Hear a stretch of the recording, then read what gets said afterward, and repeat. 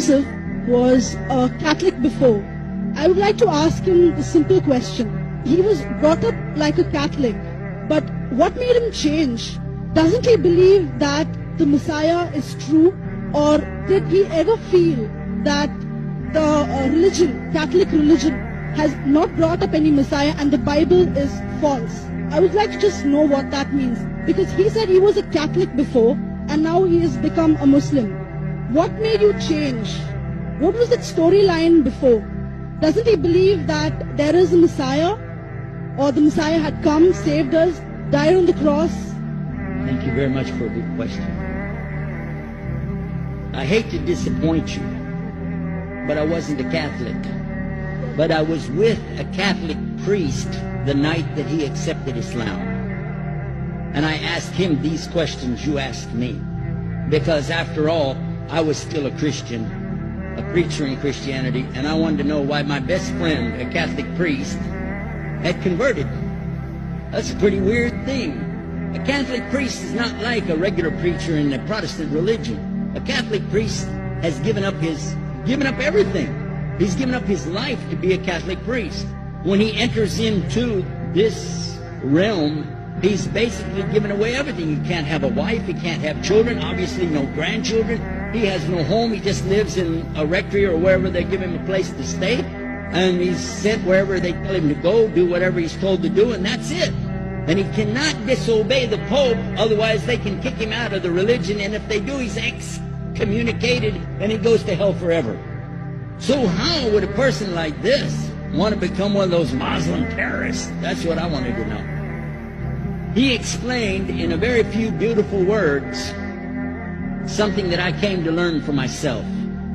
He said that he was sincerely in the Catholic religion because he believed in God, that he had studied, his degree was in theology, and a part of the teaching that they as priests have is to study Islam. Every priest is forced to study Islam. Now you may not know that, but you can ask your priest and he'll confirm it.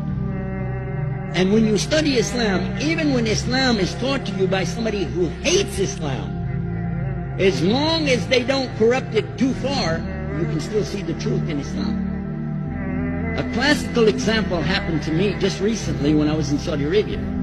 A friend of mine, very old copy of one of the first Qurans ever translated to English by George Sale. George Sale hated Islam, he hated the Muslims, but when he translated the Quran to English, he was true to the text of the words. Although maybe not getting all the meaning, he certainly was true to the text of the words. I was shocked when I read it. Have you seen it? You know what I'm talking about? Amazing. And listen to this. George Bernard Shaw, for instance, is one of many, a long list of people who read this and realized the truth of Islam. When people see the truth of Islam, it can change them if they want to be guided. If they want the truth, it can change them. You might think, I'm a Catholic, I'll never be anything but a Catholic. But I'm going to ask you a question, and I want you to be honest. This is not for you to, start a debate, but just be honest. Was Jesus a Catholic?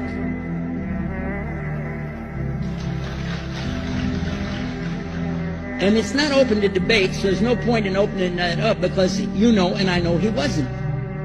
The Catholic Church was in business about 300 years before Jesus was born.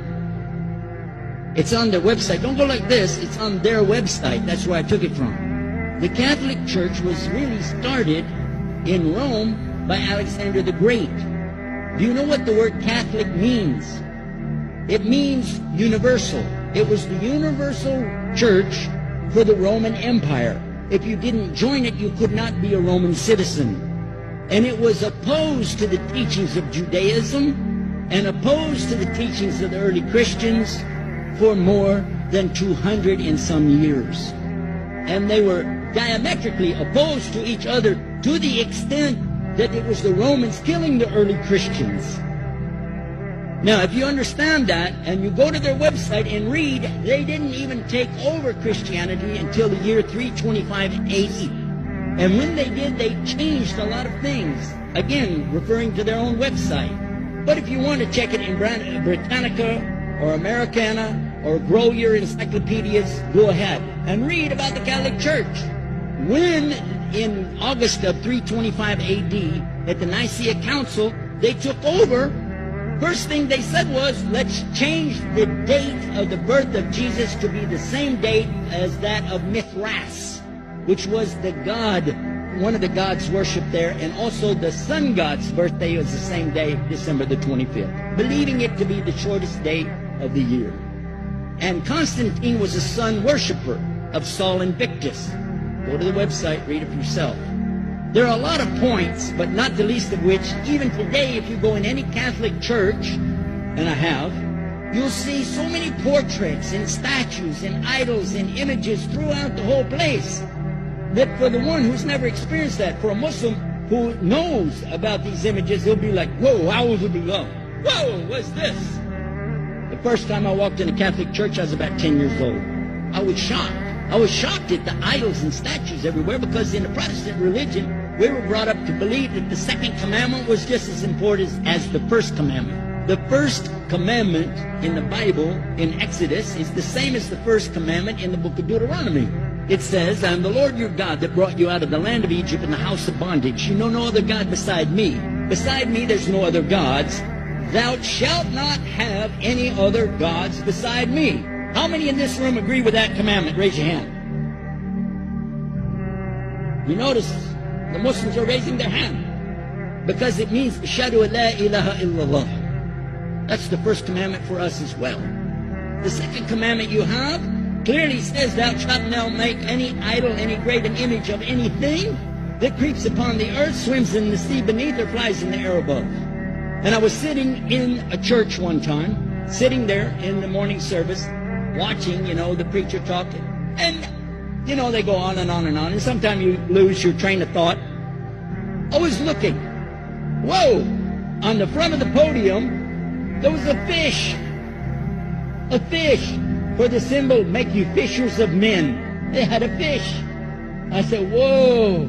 Then I looked up above his head at the big stained glass window, and it had a dove. And he had the olive branch in his mouth. The dove is flying, the bird, I said, whoa.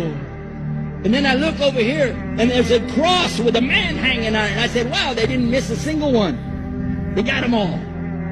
Something walking on the earth, something swimming in the sea beneath, something flying in the air above. So look at these two things. Clearly the first two of the 10 commandments, bang, bang, boom. Because if you said God is more than one, where did you get it from?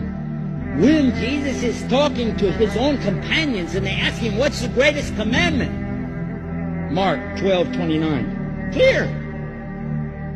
The greatest commandment is to know, O Israel, the Lord your God is one God. And you have to love him with all your heart and all your mind and all your strength. And this is no different from what Prophet Muhammad ﷺ was saying the same thing to his people. Same thing I mentioned in the lecture. This is certainly for us the same. So what you see is Muslims practicing the commandments, and you see people claiming the commandments but practicing something else. And I have seen more converts from the Catholic Church than any other of the many sects of Christianity, and especially from the nuns, priests, and even an archbishop. And all of them are better than those guys and women that I see do this. They still sacrifice their whole life to get the true message of Islam, not only to you, but to Muslims as well, because we all need to know about it. But thanks for a great question.